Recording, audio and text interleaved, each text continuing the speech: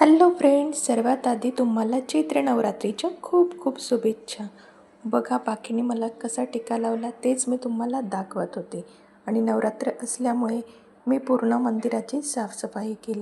आपल्या घरातील मंदिर एकदम स्वच्छ असलं की मन आणि घर एकदम प्रसन्न वाटतं. घरात एकदम पॉझिटिव्ह एनर्जी आल्यासारखे वाटते. बघा मी माझ्या माताराणीला असं सजवलं आहे.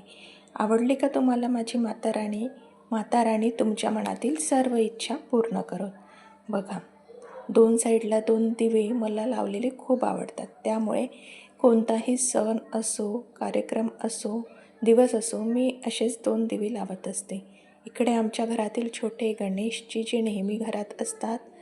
आणि बघा इकडे कलश आणि शिवजी महादेवांची पिंड आहेत.